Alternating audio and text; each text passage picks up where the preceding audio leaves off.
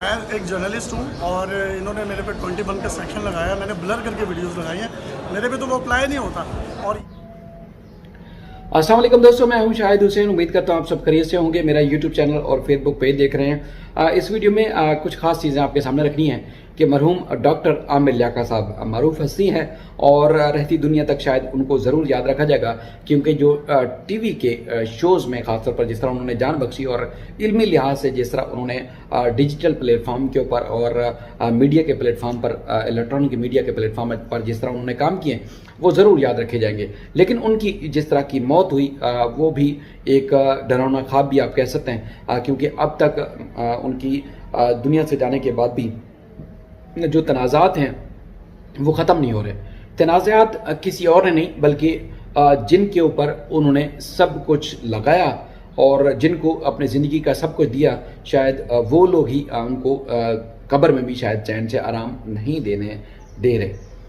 वजह क्या है और उसकी डिटेल मैं आपके सामने रखता हूँ कि पुलिस ने क्या रिपोर्ट पेश की है और उसके बाद फिर यासिर शामी खुद अदालत में पेश हुए और उसके बाद फिर मीडिया से बातचीत में वो क्या कहते हैं। क्योंकि सबसे पहले जो नाज़िबा वीडियोस वायरल हुई थी वो यासिर शामी के प्लेटफॉर्म से वायरल हुई थी और वायरल होने के बाद आमिर लियाकत खुद सदमे में चले गए थे।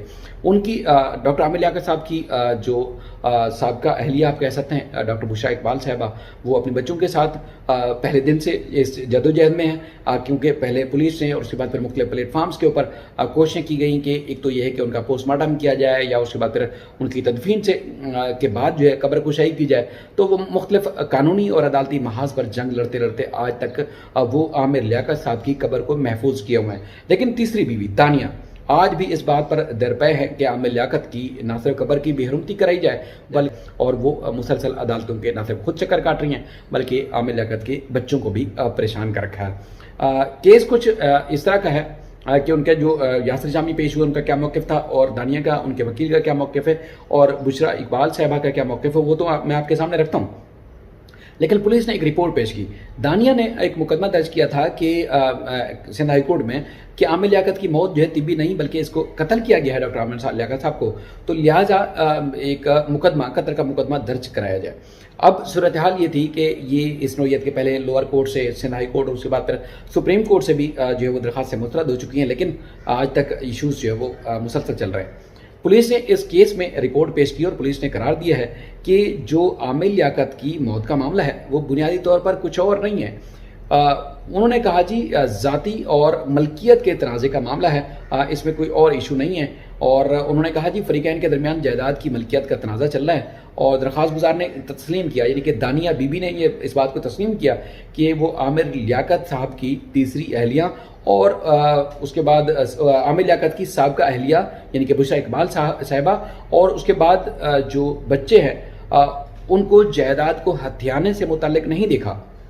यानी कि दानिया मुसलसल इल्ज़ाम ऐड करती है ये मुख्तलिफ प्लेटफॉर्म्स के ऊपर कि जी बुशरा इकबाल साहबा या डॉक्टर आमिर लियाकत के जो दो बच्चे हैं वो जायदाद हड़प कर चुके हैं और मेरा जो हिस्सा नहीं दे रहे।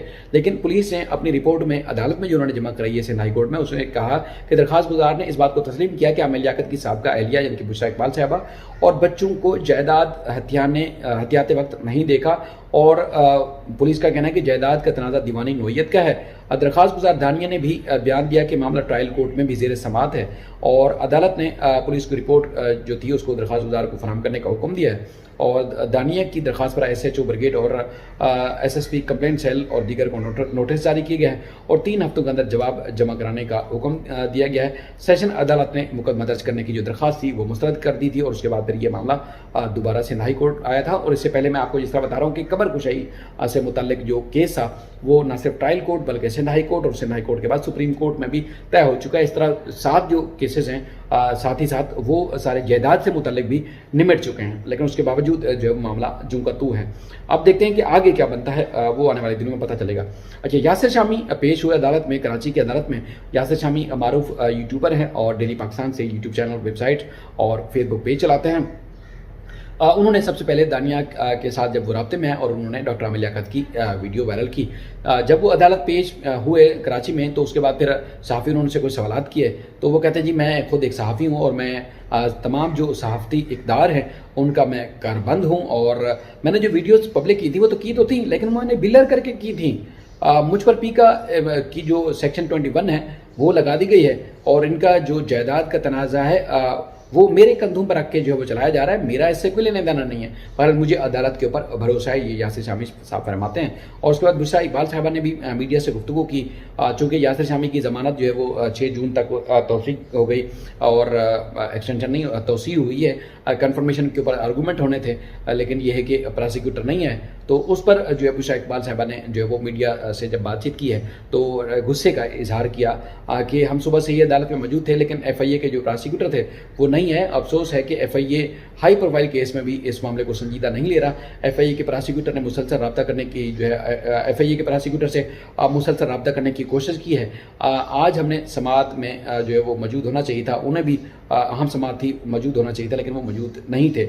FIA से दरख्वास्त है कि इसकी जो ये इस किस्म का केस है इसको संजीदा लें और यकीन है कि मुलज़िम के अबूर ज़मानत जो है यानी कि यासिर शामी की वो मनसूख होगी और उसके बाद मुलज़िम के पास अपनी ज़मानत में तौसीक यानी कि कन्फर्मेशन के लिए कोई शवाहिद भी नहीं है और मुलज़मान ज़मानत के हकदार नहीं है, इनको जेल में डाला जाए। तो उसके बाद अब देखते हैं कि मामला आगे जो है वो किस तरह बढ़ता है। बहरहाल यासिर शामी की जो ज़मानत थी नायब प्रोसिक्यूटर ना आने की वजह से जो है वो तौसीक कर दी गई। अब जो यासिर शामी की गुफ्तगू थी वो और उसके बाद फिर बुशरा इकबाल साहिबा की जो गुफ्तगू है वो आप सुने तो आपको इनका जो मज़ीद जो स्टेटमेंट है वो कंप्लीट समझ आ जाएंगे कि ये मामला आगे बढ़ेगा कैसे और किस तरह चल रहा है। अपना ख्याल रखिएगा। अल्लाह हाफ़िज़। कोर्ट फैसला करेंगे, हम कोर्ट के साथ हैं और अदालतों पर पूरा एतमाद है, जिसकी वजह से मैं आया हूँ यहाँ पर। अच्छा, आप क्या समझते हैं ये केस आप पे किस तरह क्यों बना? ये एक्चुअली ये तो court of law he decide करेगी, लेकिन इनका एक्चुअली जायदाद का एक मैटर है जो कि मेरे कंधे पर रख के चलाना चाह रहे हैं, तो इंशाल्लाह हम साबित करेंगे अदालत में। शामी साहब, आपको यकीन है कि आप इस केस से जो है निकल जाएंगे? जी जी जी पूछो। आपको यकीन है कि आप इस केस से निकल जाएंगे? इंशाल्लाह मैं ज़रूर निकलूँगा। मैं एक जर्नलिस्ट हूँ और इन्होंने मेरे पे 21 का सेक्शन लगाया, मैंने ब्लर करके वीडियोस लगाई हैं, मेरे पे तो वो अप्लाई नहीं होता। और ये एक आप सबके लिए भी लम्हा फ़िक्री है, आज मैं खड़ा हूँ तो कल को आप भी खड़े हो सकते हैं। 21 का सेक्शन अब मैंने ब्लर करके एक चीज़ लगाई है जर्नलिज्म के नॉर्म्स और एथिक्स को मद्देनज़र रखते हुए, तो उसके बावजूद भी अगर इनकी तरफ से मैं फिर भी अपने लॉयर से कंसल्ट करेंगे। जी, आज ऐसा आप सबको पता है कि लगी हुई थी यहाँ पे उनकी बेल एप्लीकेशन और इनको इंटरिम बेल मिल गई थी और आज उसके हवाले से ही हम यहाँ मौजूद थे। पर क्या कहें, हम तो सुबह से आए हुए थे, लेकिन FIA के जो हमारे प्रोसिक्यूशन है वो अभी मौजूद नहीं थे, तो हमने उनका वेट किया। सेशन के 24 माह 2021 मुलज़मान शुएब सलीम वगैरह 6 जून मिल गई है डेट शुएब के केस के गवाह, क्योंकि मुझे बड़ी अफसोस के साथ FIA ACC जाहिर है कि बहुत एक हाई प्रोफाइल केस है जिसको बहुत सीरियसली हम लेकर चल रहे हैं और बहुत इम्पॉर्टेंट डे था आज, और आज आना चाहिए था उन्हें। अब वो अभी कहाँ है कहाँ नहीं, मैं उनको कॉल भी करती रही तो वो आए नहीं, तो मुझे इतना गैर जिम्मेदाराना कुछ जज साहब कंटिन्यूसली पूछते रहे उन्हें, तो क्या करें। बस अभी फ़िलहाल यही है कि मैं रिक्वेस्ट करूँगी FIA से कि इस केस को बहुत ही सीरियस नौयत का केस है, सब पूरी कौम की नज़र इस केस पर है, जिसको सीरियस लें और हमारी प्रोसिक्यूशन जो है वो वक्त पर हाजिर हो जाए यहाँ पर, क्योंकि आपको पता है हमारी सभी के इश्यूज़ होते हैं, केसेस बहुत सारे लगे होते हैं, ज़रूर वो कहीं ना कहीं हो सकता है इंगेज्ड होंगे कहीं, पर ये कि हम वेट कर रहे थे, हम तो खुद 8:30 बजे से यहाँ पर मौजूद हैं। बस और क्या कहूँ, अभी फ़िलहाल तो हम 6 जून का इंतज़ार करते हैं, लेट्स सी क्या होता है। लेकिन इंशाल्लाह यकीनन उनकी ये डिसमिस ही होगी, क्योंकि कोई ऐसा ग्राउंड ही नहीं है जो वो दे सकें, कोई ऐसा एविडेंस नहीं है जो वो दे सकें जिसकी बुनियाद पर ये बेल उनकी जो है उनको दी जाएगी। वो डिज़र्व नहीं करते, इन एनी केस वो डिज़र्व नहीं करते ये concession, bail concession. Thank you so much. जैसे कि आपके इल्म में है कि ये आमिर जाकर की जो नाजेबा वीडियो का केस जो है, आमिर जाकर के मरने के बाद भी जो है ना उसकी जो बीवी है दानिया शाह उसके खिलाफ चल रहा है और उसमें यासिर शामी के खिलाफ चल रहे हैं। आपने देखा कि आमिर लियाकत के मरने के बाद जो है उसकी जो बेटी है उसने इसकी कंप्लेन की और कंप्लेन करने के बाद दानिया शाह के खिलाफ FIA ने केस रजिस्टर किया। केस रजिस्टर करने के बाद उसको लोधरा से जो है विदाउट ट्रांजिट रिमांड के इसको जो है ना वहाँ से अगवा करके लाया FIA वाले, यहाँ अदालत के अंदर उसको प्रोड्यूस किया। ये जुडिशल कस्टडी हुई, जुडिशल कस्टडी के बाद जो है FIA ने इसमें इंटरिम चार्जशीट सबमिट की जो है फिर हमने उसको फाइनल रीड करवाया और उसके बाद हमारी आपने देखा कि bail application, first bail application हमारी जो है जो ट्रायल कोर्ट है उसने डिसमिस की। उसके बाद हमने उस आर्डर को जो है सेशन कोर्ट में चैलेंज किया, जो वहाँ से हमारी बेल डिक्लाइन हुई। उसके बाद हम सिंध हाई कोर्ट के अंदर गए। सिंध हाई कोर्ट ने फिर हमारी जो है बेल एक्सेप्ट की दानिया शाह की, और 2 महीने के बाद ये जेल से बाहर आई। तो इन्वेस्टिगेशन क्योंकि कैरी आउट थी और इसके अंदर जो प्रिंसिपल एक्यूज था यासिर शामी, पुलिस ने उसको जब इंटरिम FIA ने जब इंटरिम चार्जशीट सबमिट की थी उसको मुलज़म नहीं बनाया था, तो कंप्लेनेंट ने अगेन अप्रोच किया FIA को और उसके खिलाफ उन्होंने एविडेंस प्रोड्यूस की। उसके बाद जो है FIA ने फाइनल चार्जशीट सबमिट की और यासिर शामी के बेलेबल वारंट निकले। उसके बाद यासिर शामी ने डिस्ट्रिक्ट एंड सेशन जज कराची ईस्ट से बेल ऑब्टेन की है, फिर ये बेल ली है। अब वो बेल के ऊपर है, आज वो बेल एप्लीकेशन फिक्स थी जिसकी 6 तारीख हुई है। लेकिन आज इस केस में क्योंकि साफ ज़रे जब एक अब्सकॉन्डिंग एक्यूज जो है दोबारा बेल लेता है और वो ट्रायल कोर्ट ज्वाइन करता है, तो उसने ट्रायल कोर्ट ज्वाइन की है, तो अदालत ने जो है आज इनको नकूल फराम करनी थी यासिर शामी को और दानिया शाह को दोबारा, क्योंकि इसमें एक दफ़ा चार्ज फ्रेम हो चुका है और कंप्लेनेंट का बयान हो चुका है, उसमें 3 घंटे क्रॉस हो चुका है। अब क्योंकि इसके अंदर दूसरा मुलज़िम आ गया है तो अब इसमें काफ़ी सफाई दोबारा होगी और चार्ज अमेंड होगा। अब चार्ज अमेंड होगा तो दोनों के ऊपर जो है ना दोबारा फर्ज जुर्म आयद की जाएगी और फिर जो है कंप्लेंट की दोबारा एविडेंस होगी। तो कोर्ट ने जो है आज की जो समाअत है, क्योंकि यासिर शामी ने आज आके जो है यहाँ पे ज्वाइन किया है ट्रायल कोर्ट को और 6 जून की जो है ना डेट कोर्ट ने दी है, क्योंकि सेशन कोर्ट में उसकी 6 जून की तारीख है बेल एप्लीकेशन की हेयरिंग के लिए।